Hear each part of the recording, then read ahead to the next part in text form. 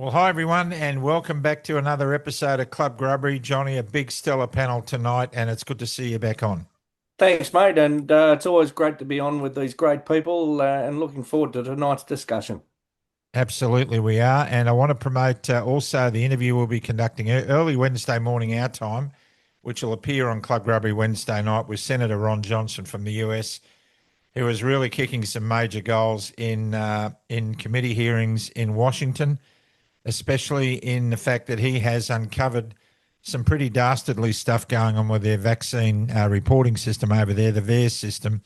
It appears to have been compromised for scurrilous reasons, and we're going to unpack all of that with Senator Ron Johnson on Wednesday night. Another great interview. But tonight we have a stellar panel, as we said, John, and we're talking about Vaccine Conversations, which is an event that's coming up in Canberra on the 28th of May.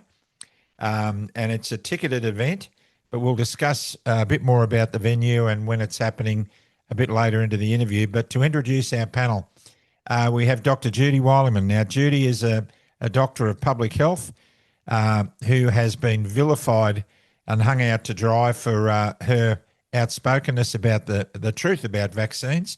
And as a result of that, she has taken a very different turn.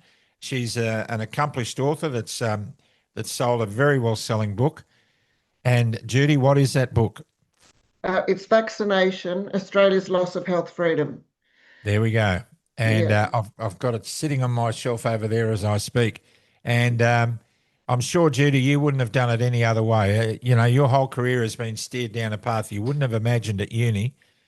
But you must be happy to be where you're at, even though it's a struggle sometimes.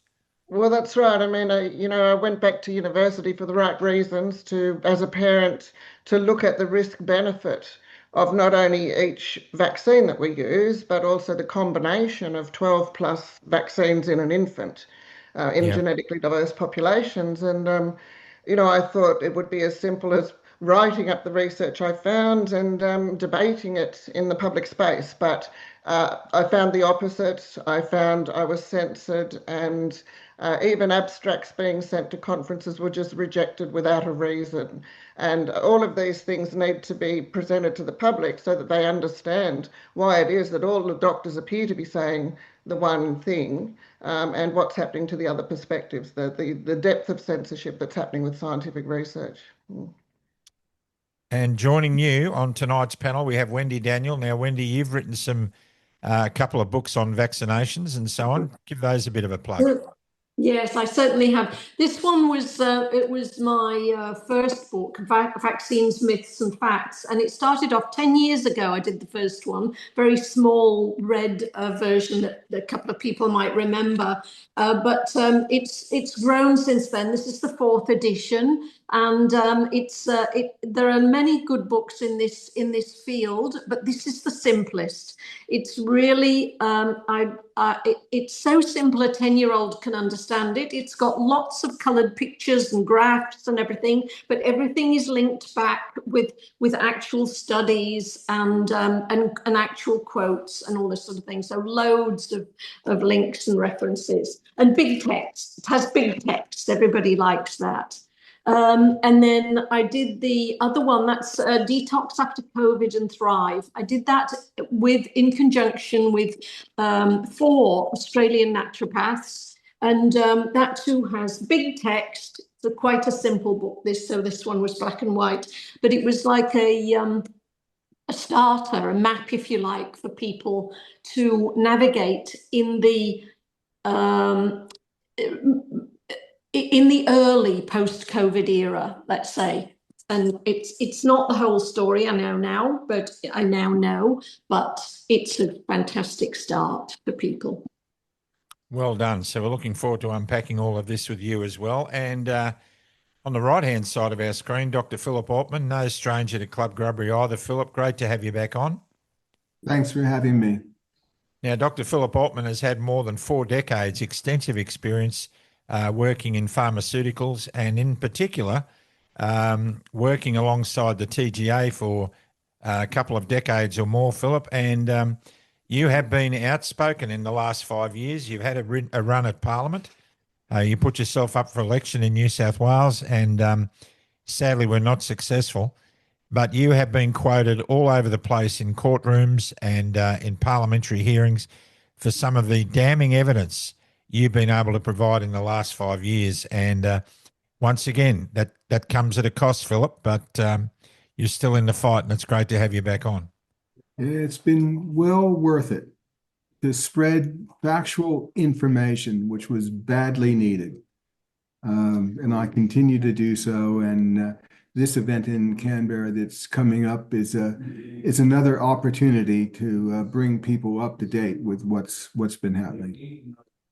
It's a great thing. It is a great thing, but I go back, Johnny, to several events that have been held in Canberra. In particular, we had Asim Malhotra visiting Parliament in Canberra, making himself available.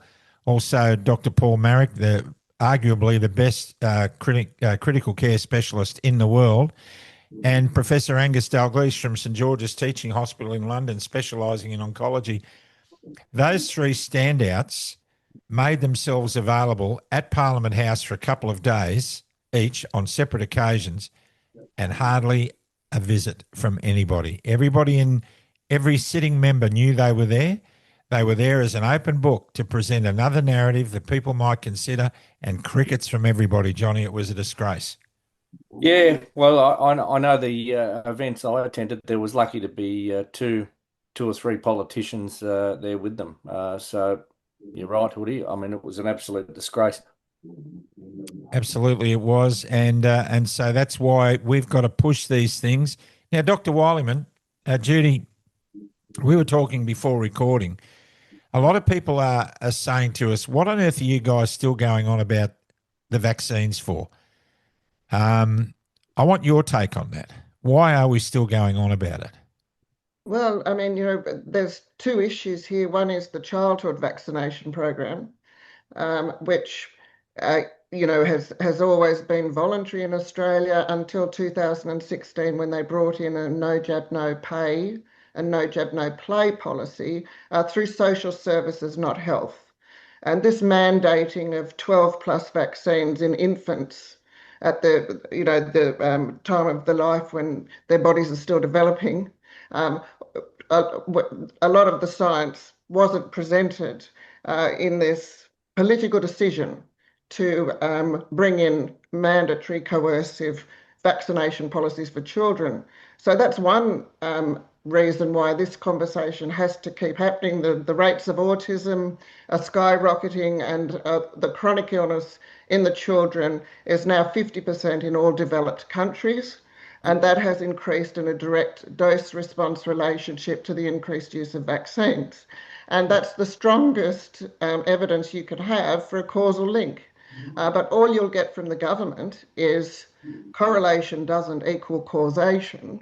And they have never done the study to investigate the long-term effects of combining 12 plus vaccines in an animal or in an infant. And these are facts that have been revealed over the last 2 decades, but the mainstream media is not reporting on it.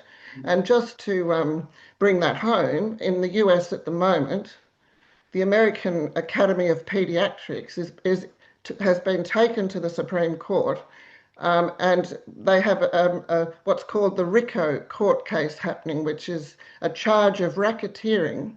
And all the evidence is being provided to show that the American Academy of Pediatrics, in combination with the pharmaceutical companies, have been profiting off these vaccines without doing any safety studies, either short-term or long-term, that actually show empirical evidence for that safety. So this is what we're dealing with, and the corporate-sponsored mainstream media keeps these facts just they're suppressed. And of course, the defamation of myself and my research, with lobby groups misusing the university's complaint systems to make false claims of academic misconduct, which actually occurred just before the Senate inquiry into the no jab, no pay in 2015. So by discrediting my research, and anonymous people were allowed to do that with my name through the mainstream media, which meant that politicians then ignored my submission to the Senate inquiry in 2015. And of course, the university completely vindicated me and stated that this rogue doctor had misused the university's procedures, and that there was absolutely no. The complaint wasn't even academic misconduct. It had been misrepresented in the media with that term. And when I asked the university to put out a press release vindicating my research to the public, they refused. But I do have a letter from the university published on my website saying exactly that, and that the doctor had misused the university's procedures to make this complaint. So this is the depth of the suppression that we're getting on academic information that's providing empirical evidence, not epidemiological studies which can be designed with chosen parameters to control the outcomes that they get. And they're the studies that people are being directed to. But basically what's happening is the government saying only use recent studies to make your conclusions on vaccines. And of course, the recent studies are mostly epidemiological studies funded by pharmaceutical companies to provide the answers that they want. And the fact is, you need to look at the history, the references from the history of how we controlled infectious diseases.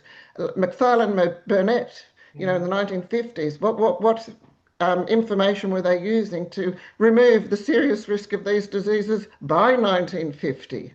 Okay, so all of these things are being hidden from the public. Wow. And from looking at your literature and knowing you guys, because we've been around the ridges together for 5 years, you're not actually, Wendy, you're not trying to get people not to use vaccinations. You're not coming out anti-vax as much, but you just believe that people should have the right to choose. It shouldn't be mandatory. Am I right, or am I singing up the wrong tree? Well, my stance would be that anybody who's actually looked at these things and actually studied what the research says, which is what I'm going to be talking about on the 28th, there is only one conclusion to come to. That's basically my stance on it. You can do what you want, but an informed consent is something that is not available to young mothers in Australia as if they go into the doctor system.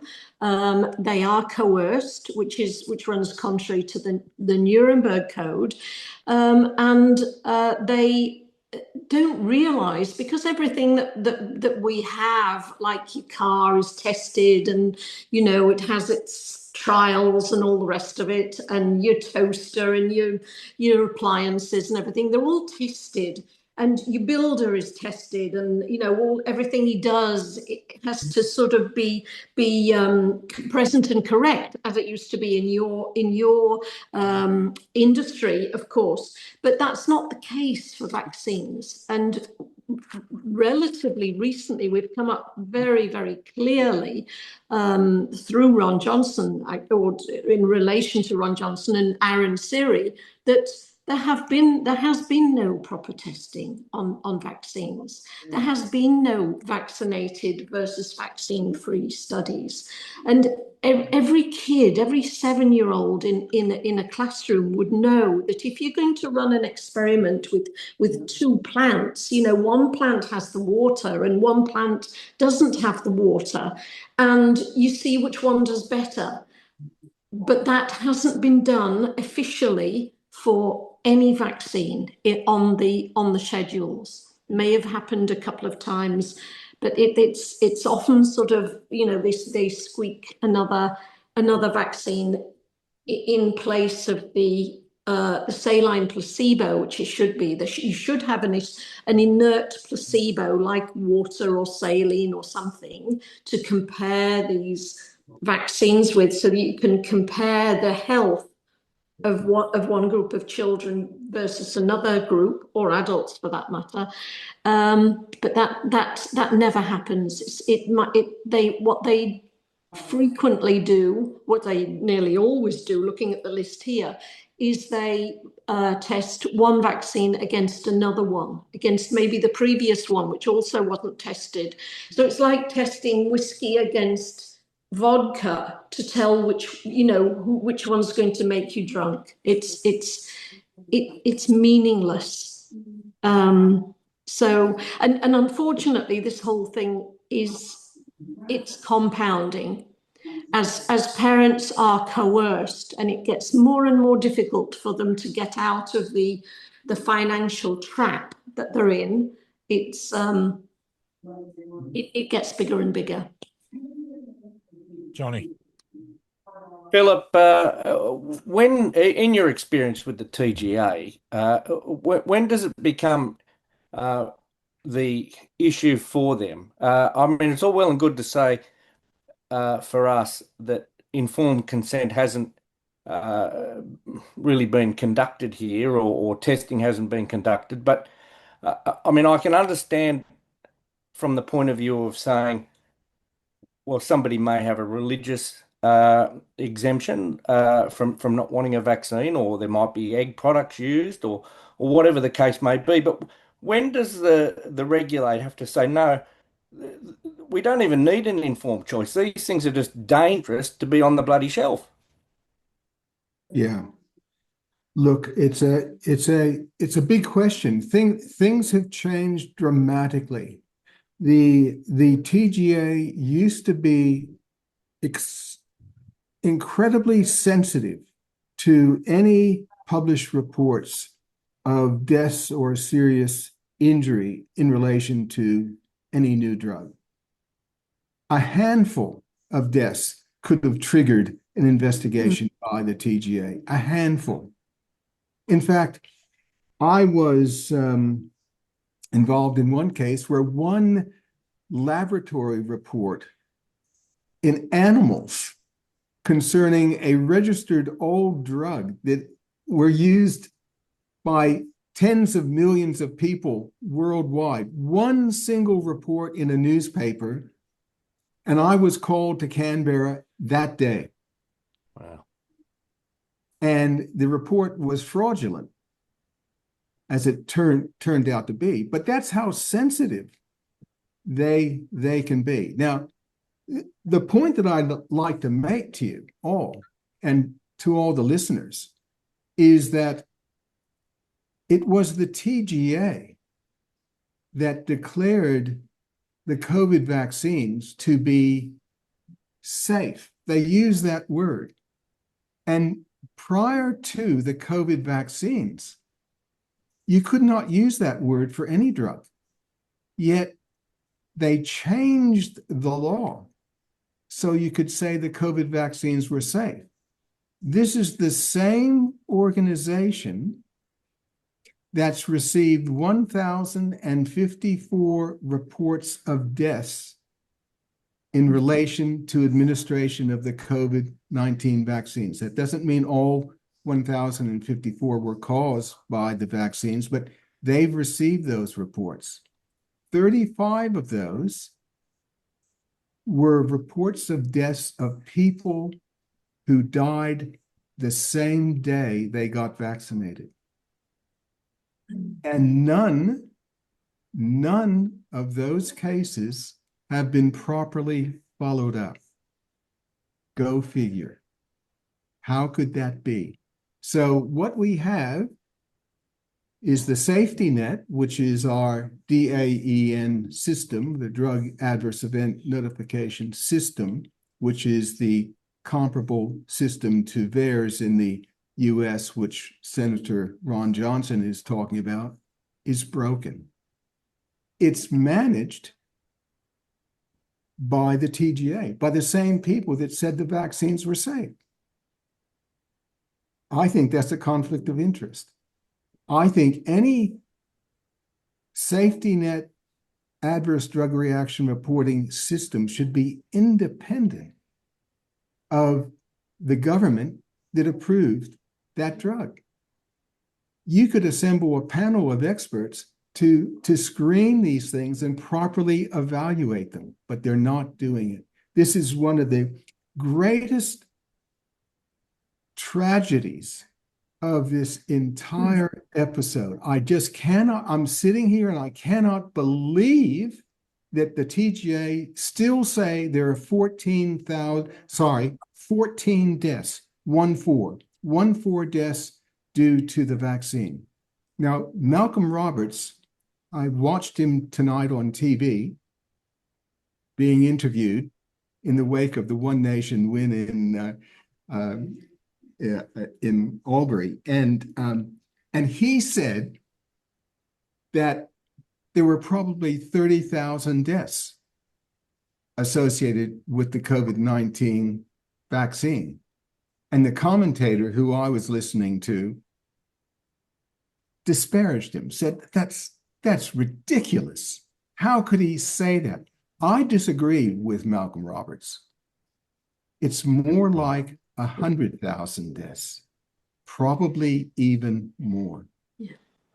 So for some commentator, some empty-headed commentator who doesn't know anything about the all-cause mortality statistics published by the Australian Bureau of Statistics to say, oh, it's crazy to say that there's 30,000 deaths. That's just lunacy.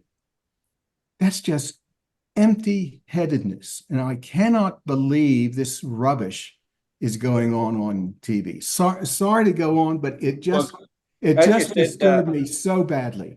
Philip, Chris Kenny was going nuts tonight about Malcolm Roberts. In fact, it actually was Chris Kenny. I didn't want to put him in. Well, I'm going to put him in. And I tell you, he had Dave Sharma on, the shadow minister for nothing, with the Liberals, who basically said that Malcolm Roberts was grotesque. Yeah. Now, these people are unhinged. I mean, let's put it into context, Philip. Now, I know you said there's over 1,000 deaths reported in Australia. We've learned in America it's a lot greater than that. It's 39,000. 39,000. And they reckon that's underreported by about 100. By 100 times.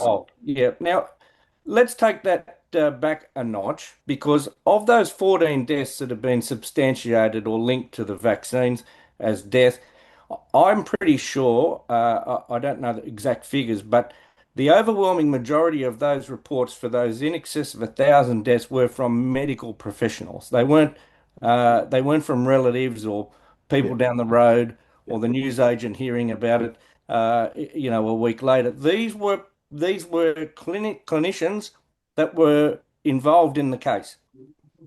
Yep, that's exactly right. It actually could be much worse than that, because of those, there's a group of people who, because the DAEN system, the TGA reporting is so pathetic, they've taken it upon themselves under the Freedom of Information Act to retrieve the data that's been reported to the TGA. And anyone that's listening to this can find that data, and it's called OpenDAEN dot. Oh, geez, I just forgot.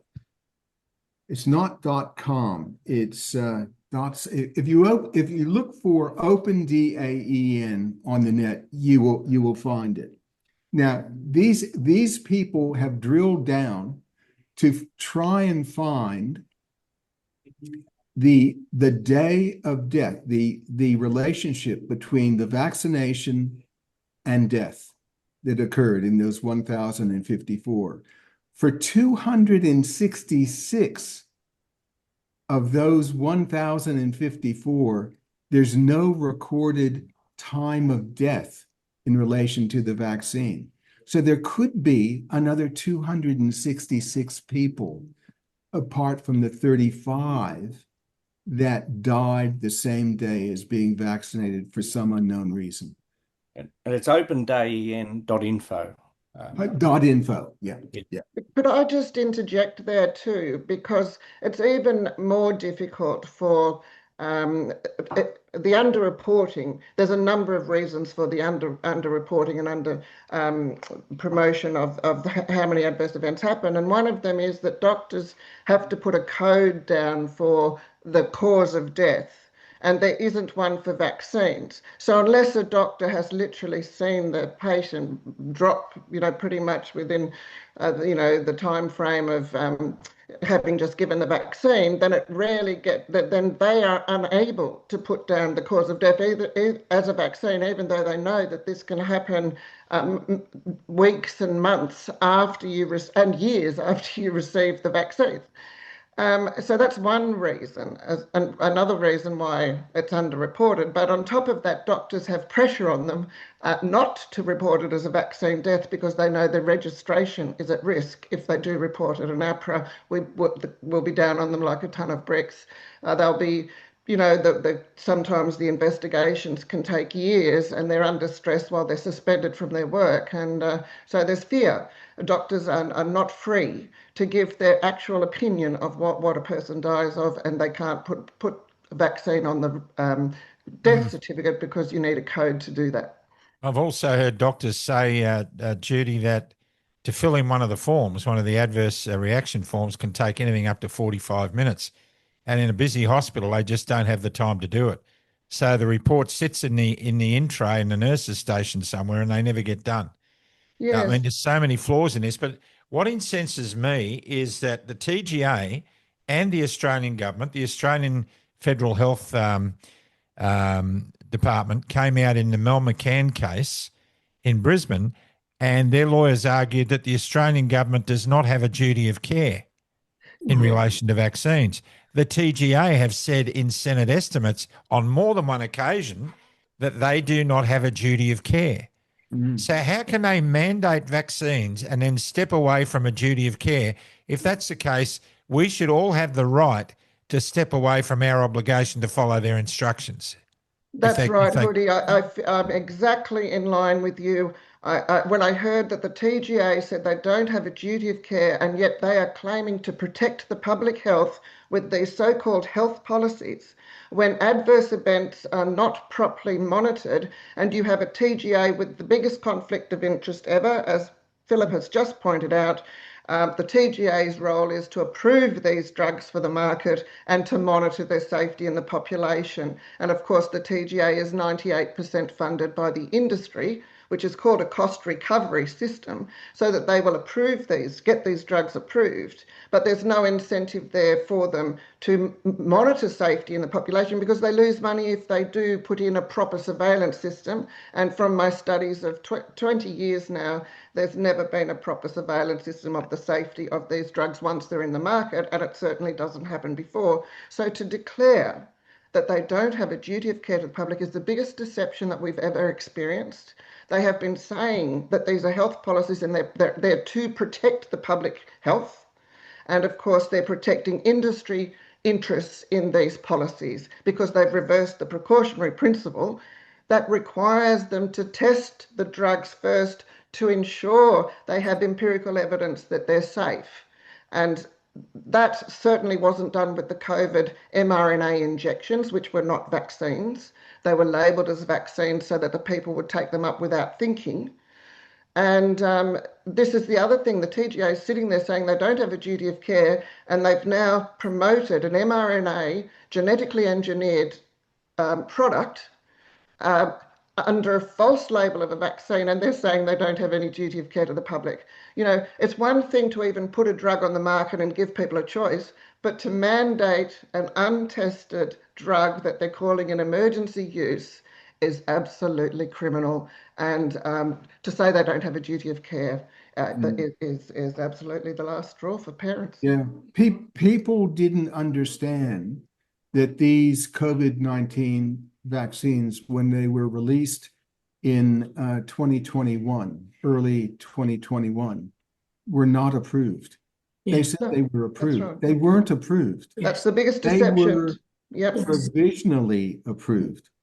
That's right. That's a very special case, and it's reserved for special cases. And it means that not all the safety and efficacy data to qualify for registration, full registration, has been submitted.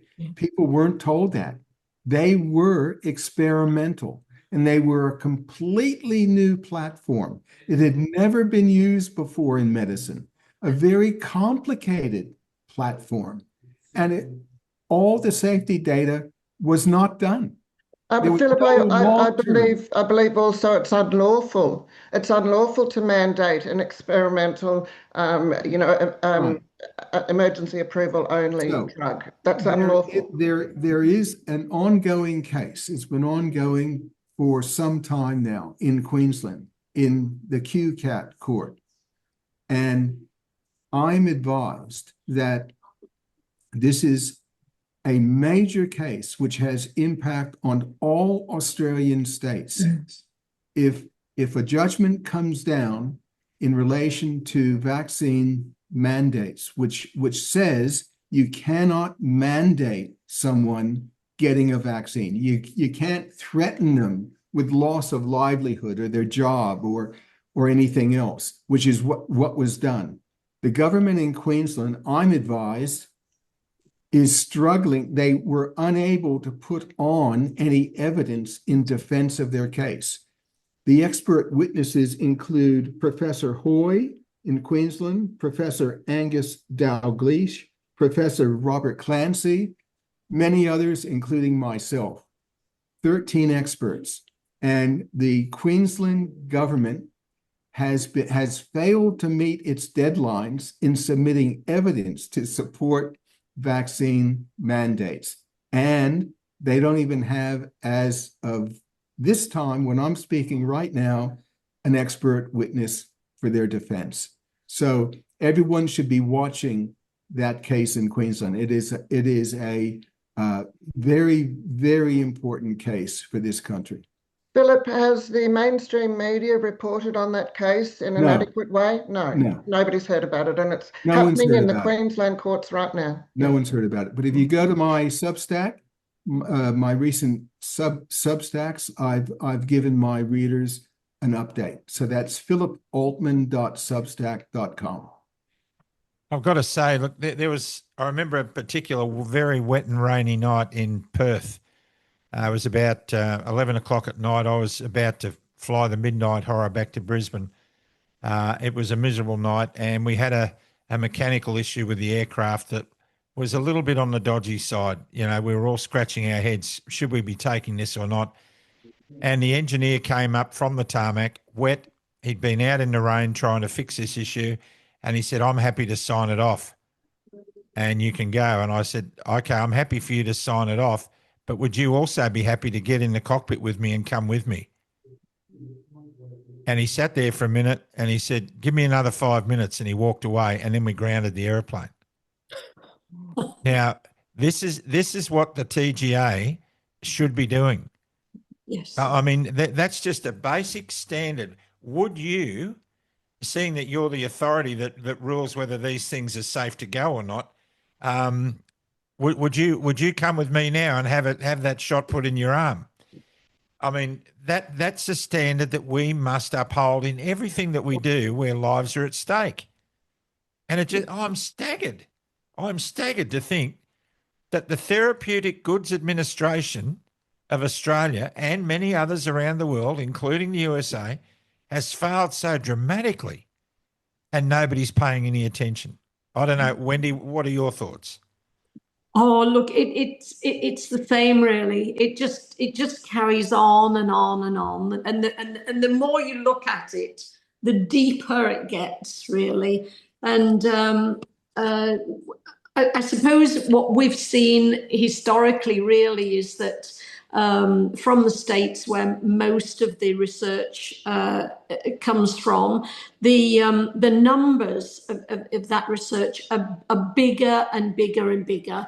We started off a few years ago with smaller independent studies, and they like to dismiss those. I'm talking about the normal vaccines now, but recently we've had some blockbuster studies. We've had the inconvenience study, which you probably heard about, and then Dr. Peter McCullough has done a meta study of lots of different studies where they look at them. And then there's a Florida study with about 50,000 9-year-olds which is quite something, a retrospective study. So the more you look at it, and whichever angle you look at it from, it gets worse. And people like Philip and also Sally, who's been on your program a couple of times. Cook. Sally Clark, isn't it? Sally Clark. Yes, that's right. Yes, they're a bit more conservative and maybe closer to the actual figures than I am. But I've been tracking the Australian excess death figures. I mark carefully what the death rates are each year or each month sometimes, and we're still waiting, of course, as Sally might have said, for December. Go figure. We're still waiting for last December for the provisional death figures for the end of that year. But by my calculations, I actually averaged out for myself I think it was the 7 years before 2022, the death figures of each year.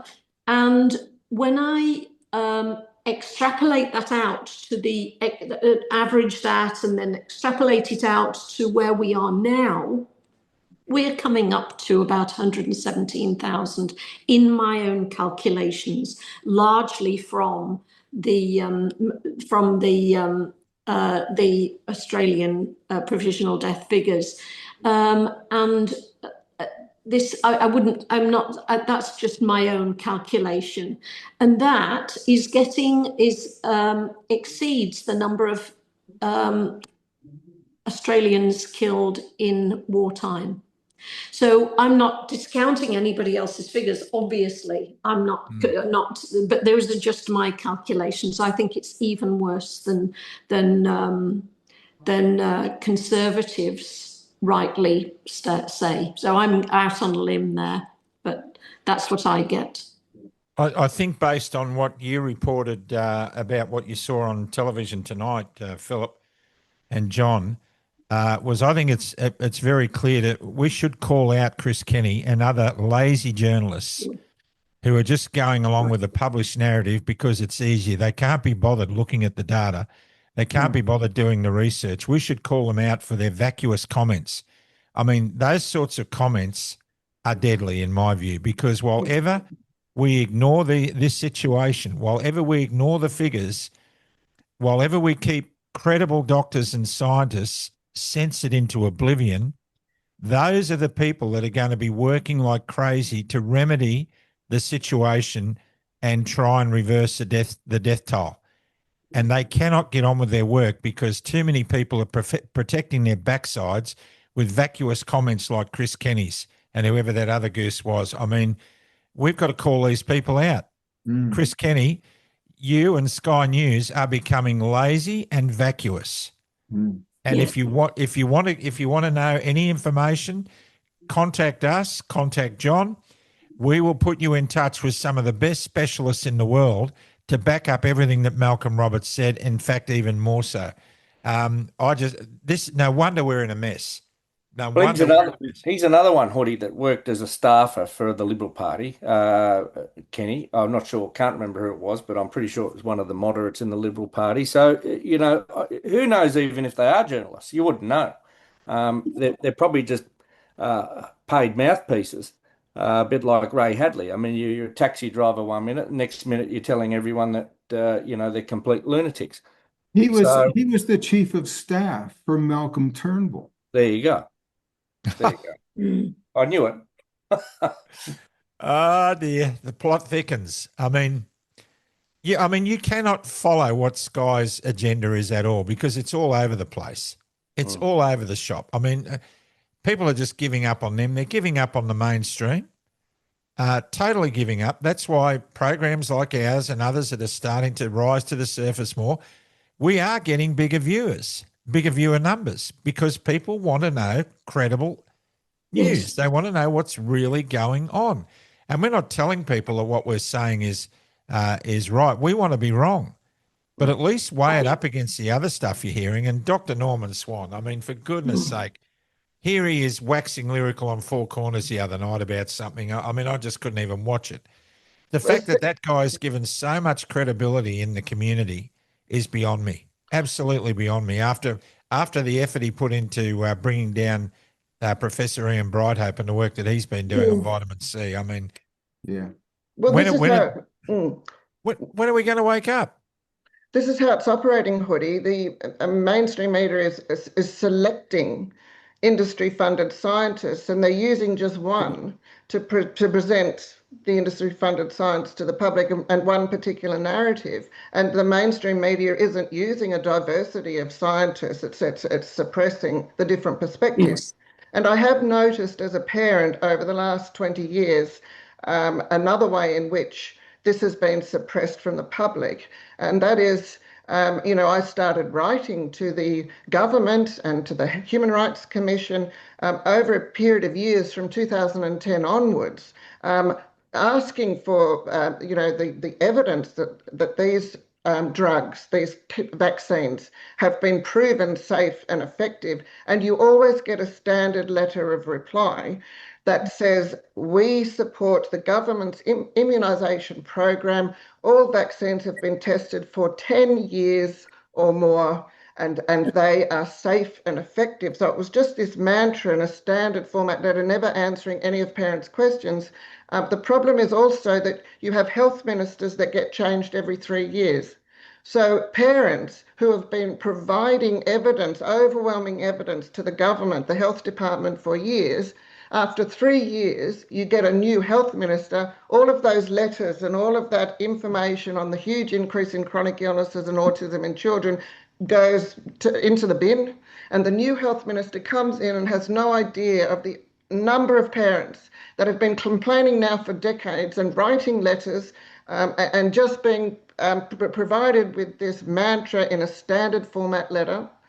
Saying vaccines are tested for 10 years and they are safe and effective. And I discovered in my research that no, they're not. The HPV vaccine, as a good example, was fast-tracked for the market in 6 months and put on the market. And none of the vaccines, the traditional vaccines, have ever been tested against a true placebo, as Wendy pointed out before. So no, the lies that parents have been getting for 2 decades now from the TGA, from the Health Department, from the Human Rights Commission, when informed consent without coercion, manipulation or pressure is not just stated in doctors' ethical guidelines, it's in our international human rights covenant that Australia has not just agreed to, but has ratified. And the Human Rights Commission, Gillian Triggs, and Tim Wilson, they would always say, oh no, that's the health department's issue, and it's compatible with all of the human rights issues, without providing any evidence of that whatsoever or referring to where it is compatible when it's obviously completely incompatible with not just the medical ethical guidelines, but of course the World Medical Association's guidelines. Why should we be surprised, given the corruption that has gone on in the medical fraternity for decades now? I mean, we have recently taken up the gauntlet again for Infected Blood Australia. The issuing of tainted blood products to pregnant women and haemophiliacs in the 1980s and beyond, issued by health departments and corporations like Red Cross Blood Bank, CSL, to people knowing that they were tainted with HIV, hepatitis C, and other contaminants, and they're still fighting for justice. I mean, we cannot leave people behind, and we're going to see the same thing happen with everybody involved in vaccine injuries and all the autism rates that have gone up. We're sick and tired of this 50-year cycle of apology, 50-year cycle of a gross error being made, at least an error, if not gross misconduct. And then when everybody has died and all the people that are going to be held to account are no longer fit to present themselves in court, then we have these apologies. We're sick of it. We're done with it. We're not going to do that. And to that end, Bryce Courtenay, Australia's favourite author, who was involved in that whole scandal because of the issues that he was confronted in his family through tainted blood products. He worked very, very hard with a lady called Lynn Hatch, who lost her son Martin. And we're going to be interviewing Lynn in early June to discuss just how bad that whole thing is, because all these things tie together. Oh, the shockers. Yeah. We can just. Sorry, John. Oh, the other thing is too, you're right, Hoodie. I mean, it doesn't matter if it's the mesh stuff. I mean, it's just so many of these things. But the thing that is also alarming is that the front of house, appears to be in order to the public. They crap on with, we're doing all these trials, and everything's safe, and we've got these documents from universities that are supporting all this with all this evidence. But what's really happening here, and I've seen it in 25 years of work with the ambulance, there's nothing at the back end. So someone dies and there's no rigor, there's no reporting, there's nothing, no substance to anything that goes on there. There's no forensic examination. I mean, these people are just being written off by the GP. Oh, yes, I've seen Mrs. Smith in the last 3 months. Yep. Oh, yep. She's on digoxin. Yep. Died of heart failure. I mean, this is what goes on. Half of these people were never received a pathological exam upon death, even when it was suspicious. And I'm sure Philip could tell us that there would have to be some sort of test that could register whether somebody's got spike protein going through the roof from a pathological point of view. I mean, it's just, why aren't they doing it? Look, the autopsies were discouraged for good reason, right? But there is a ray of hope. Let me just mention a ray of hope here. And that is, have you been watching the TV ads for vaccination, general vaccination on TV? Have you seen those? Seen them, no. There's quite a few. The government is spending money to convince the population, remember to get vaccinated. That's a sign, right? The other sign is, look at the share price of CSL, one of the world's biggest manufacturers of vaccines. Look at their share price. They've been going down for weeks and weeks, and I knew it. And today they hit a low like $100 per share. They were once the most valuable company on the Australian Stock Exchange, and now they've tumbled to about a fifth of their value. So the average punter out there knows there's something wrong. You can listen to the bureaucrats and the commentators and the politicians and everything else, but people talk and they see what's happening around them. They see what's happening to their own family. They see how they're being treated. There's great distrust of government now.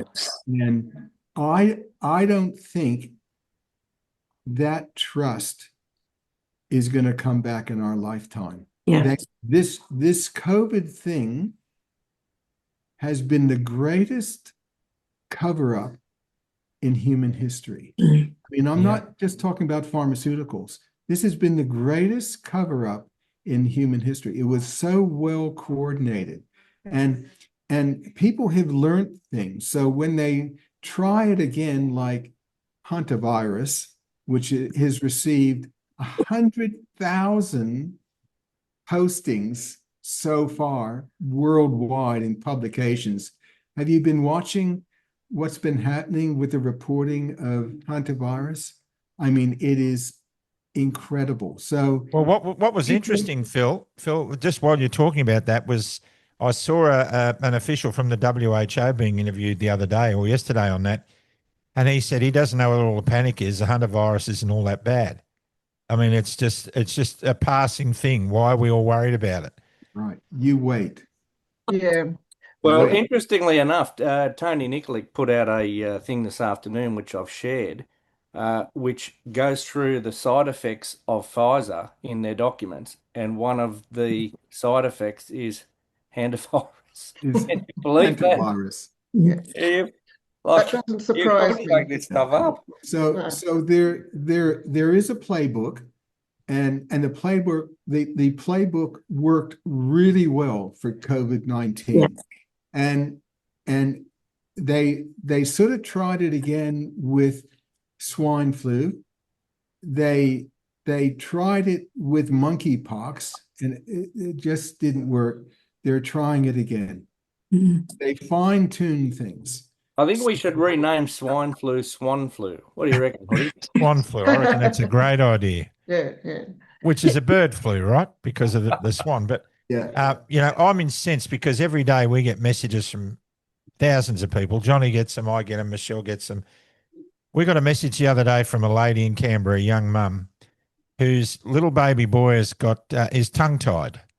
Now, I said to Michelle, what's that? And she said, well, it's when there's that membrane that sits below the tongue is slightly deformed and it causes the tongue to curl back and it makes it very difficult for a baby to eat and drink, and it can affect their vocabulary, of course, a bit later on.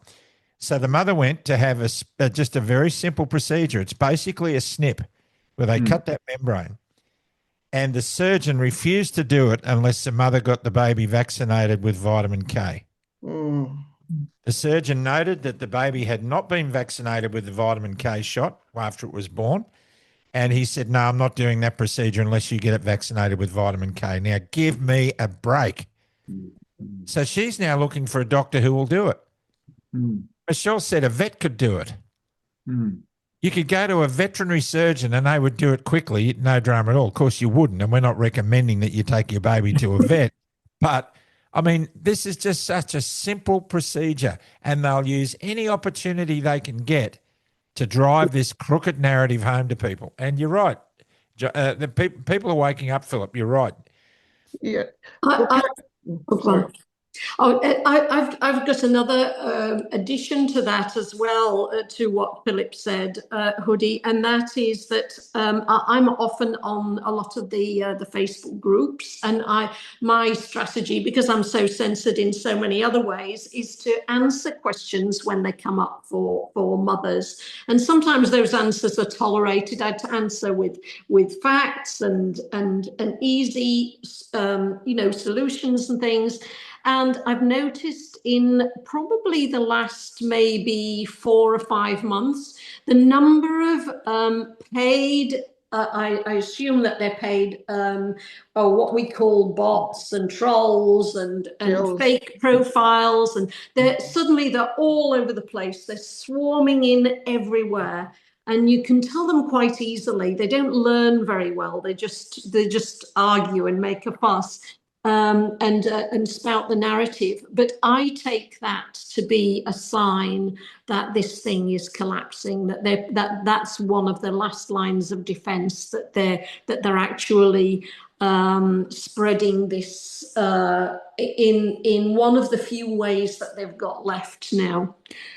So fingers crossed. We just have to keep on with it. It's a marathon. I'd have to say, I mean, we all know now that COVID had to happen to put the spotlight on the corruption and fraud that we're seeing in science. I just want to address one of the issues John brought up in terms of practical experience for paramedics and nurses, in clinical situations. One of the things they're not being taught to do is to say, when was your last vaccine? Or even to look up their record of vaccines that they've had. Because when you use an emergency experimental drug in a population and mandate it, you're not going to join the dots if you're not looking at how many vaccines they've had or when they've had that last one. And it's a simple question, but then they're trained not to ask about vaccines. Yes. And yet when you take a baby to a so-called wellness visit, the first question that mother is asked is, are you up to date with your vaccines? So these are the sorts of practices that are purposely in place to prevent the dots being joined up. And you can't find something if you're not looking for it. And, doctors, all they have to do is ask, and paramedics, when was your last vaccine, or have you had these vaccines?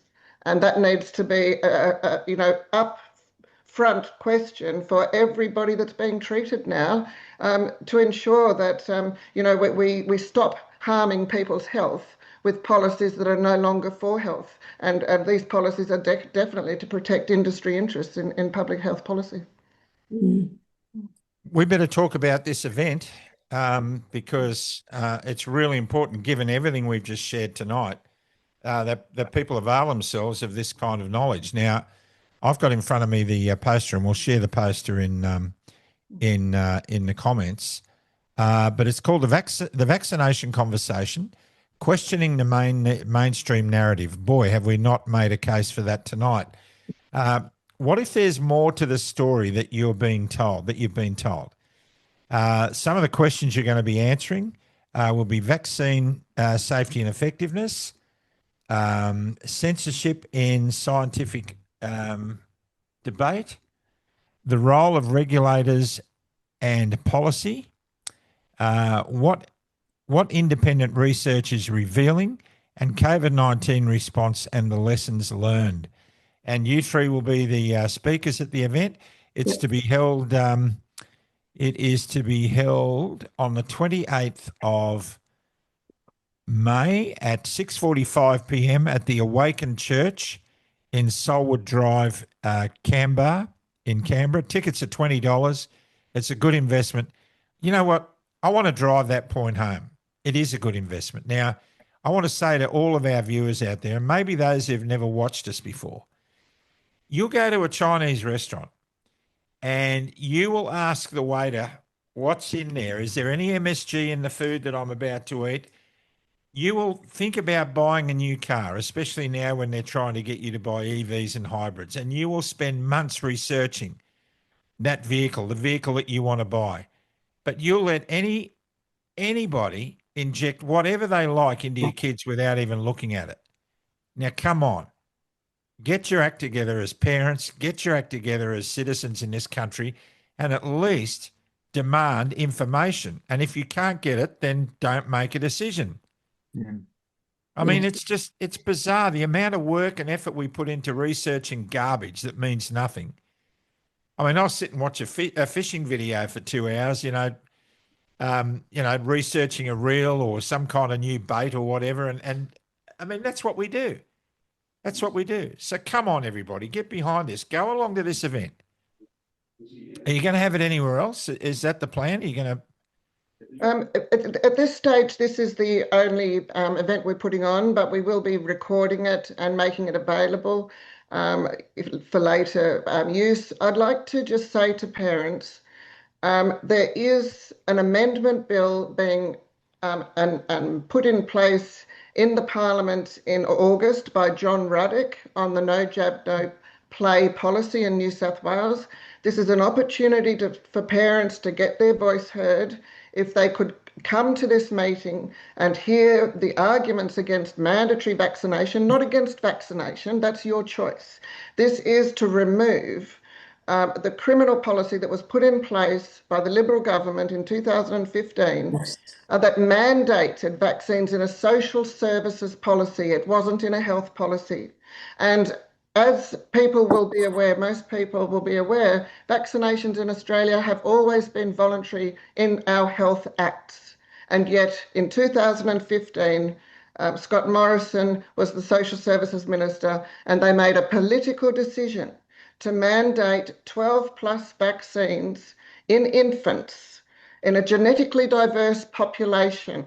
And I can't emphasize enough to parents that you need to hear this information, and now is our chance to get our voice heard in Parliament to remove the mandates. Even if you believe some vaccines are good, that is fine. This is not about anti-vaccination, it is about anti-mandates, and particularly for drugs that have never been tested and they're being used in healthy people. And you've all seen that with the COVID situation. They pushed that through at what they called the warp speed, which isn't even a scientific term, and you should never be using a drug that has been put through with warp speed because clearly it has no safety data attached to it. And as we saw, the package inserts were blank.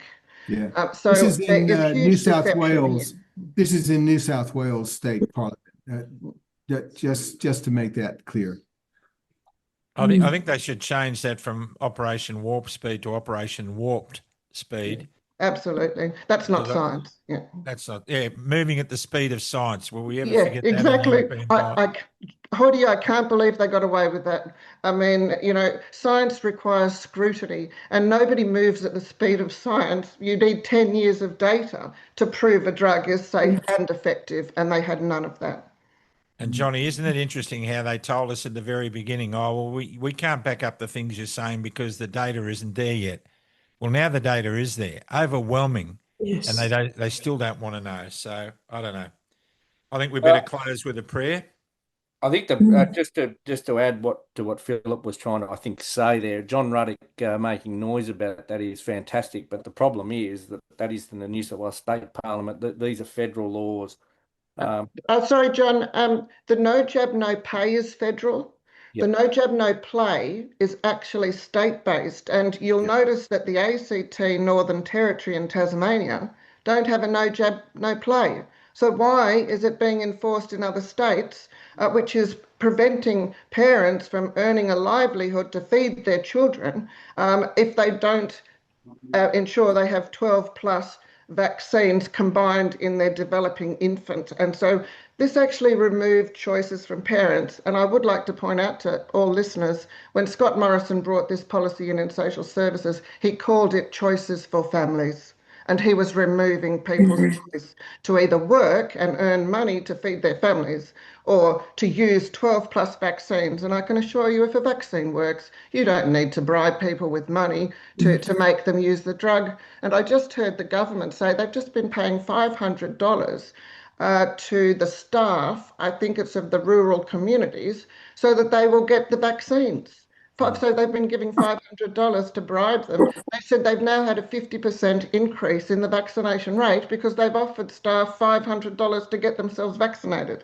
I mean, this is not an ethical policy by any means, and the public is being duped and health is being harmed. Well, if you're being bribed, coerced, or bullied to take something, you can rest assured that is not in your best interest.